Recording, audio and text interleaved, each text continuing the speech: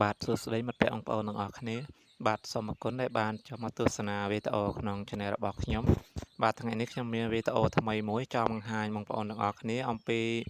របៀប post short វីដេអូនៅក្នុង YouTube ដើម្បីធ្វើឲ្យកើន view និង subscribe ទៅដល់ Channel យើងណាព្រោះថាឥឡូវគឺក្រុមហ៊ុន YouTube គេកំពុងតែដុតដៃដុតជើងមែនទែនទៅលើ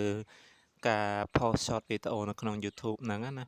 ឥឡូវមុននឹងធ្វើការបង្ហាញនេះសូមបងប្អូនជួយចុច Subscribe Channel ខ្ញុំម្នាក់មួយផងដើម្បីទទួលបានវីដេអូថ្មីៗជាបន្តទៀតឥឡូវដើម្បីទៅធ្វើវាបងប្អូនចូលទៅក្នុងកម្មវិធី YouTube យើងមកបាទរួចហើយបងប្អូនចុចកន្លែងបូកកណ្ដាលនេះបងប្អូន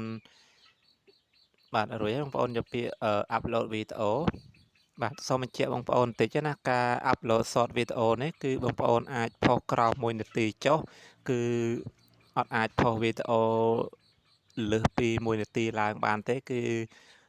ក្រោម1នាទីចុះទើបយើងអាចផុសបានណាអញ្ចឹងបងប្អូនគួរតែធ្វើវីដេអូខ្លីៗណាដែលមានប្រយោជន៍ឬក៏វីដេអូណាល្អៗខ្លីៗបង្ហោះចូលទៅក្នុង short វីដេអូទៅធ្វើឲ្យ YouTube យើងហ្នឹងគឺកើន view និង subscribe បន្ថែមទៀតឥឡូវខ្ញុំឧទាហរណ៍ថាខ្ញុំយកវីដេអូនេះមួយបាទឥឡូវខ្ញុំចុចលើវាបាទបន្ទាប់មកគឺបងប្អូនអាចកាត់បានណាឥឡូវខ្ញុំកាត់ឲ្យខ្លីចុះដើម្បីផុសឲ្យបានឆាប់ពេញបាទបន្ទាប់មកបងប្អូនដាក់កន្លែង create title នេះមកបាទឥឡូវខ្ញុំឧទាហរណ៍ឲ្យបងប្អូនមើលឥឡូវខ្ញុំដាក់របៀបអាយ៉ាអធិស្ឋានរបៀប post ខ្លីបាទឥឡូវខ្ញុំឧទាហរណ៍ប៉ុណ្ណឹងបាទពេលបងប្អូនវាយចំណងជើងរួចហើយបងប្អូនដក clear វាមួយមកណាបន្ទាប់មកបងប្អូនអាចដាក់ឲ្យសញ្ញាត្រង់ជ្រូកមួយបាទបន្ទាប់មកបងប្អូនដាក់ត្រង់ជ្រូកហើយបងប្អូនដាក់ពាក្យ short បាទបងប្អូនដាក់អញ្ចឹងមកណាបងប្អូនដាក់ត្រង់ជ្រូកហើយ short បន្ទាប់មកទៀតកន្លែង description នេះបងប្អូនដាក់មកបងប្អូនចង់និយាយអ្វីដែលតាក់ទងនឹងវីដេអូយើងណាឥឡូវខ្ញុំគ្រាន់តែឧទាហរណ៍បងប្អូនមើលខ្ញុំដាក់របៀបឥឡូវខ្ញុំដាក់សូមស្វាគមន៍បាទសូមស្វាគមន៍បងប្អូនបាទឥឡូវខ្ញុំឧទាហរណ៍បងប្អូនមើលណាបងប្អូនកុំដាក់ដូចខ្ញុំក៏បានដែរបងប្អូនដាក់ឲ្យខុសពីខ្ញុំមកបាទបន្ទាប់មកទៀតគឺបងប្អូនចុចសញ្ញាព្រួញថយនេះតែម្ដងព្រោះវាអត់មានសញ្ញាអ្វីឲ្យយើងចុចទៀតទេបងប្អូនចុចថយមកគឺវាអត់លុបdescription យើងទេគឺវាជាប់ direct ហើយបាទបន្ទាប់មកទៀតកន្លែង location នេះបងប្អូនដូរដាក់ខ្មែរយើងមកណាបងប្អូនដាក់ Cambodia មកបាទឥឡូវខ្ញុំដាក់ Cambodia បងប្អូន select លើវាមកបាទឥឡូវវាជាប់ហើយបាទបន្ទាប់មកទៀតកន្លែង add playlist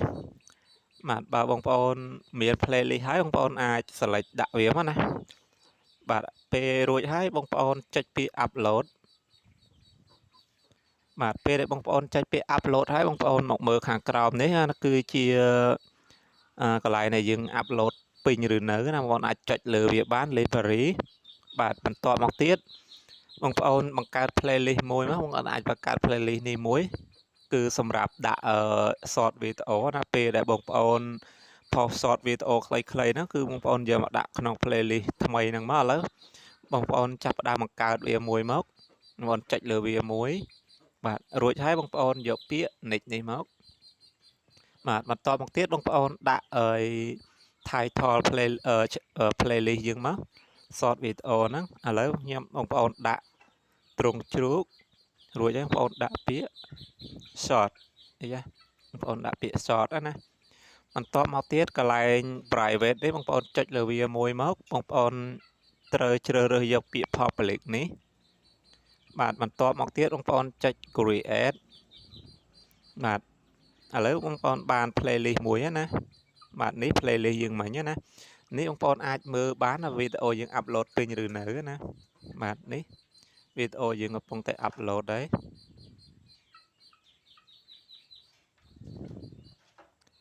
បាទ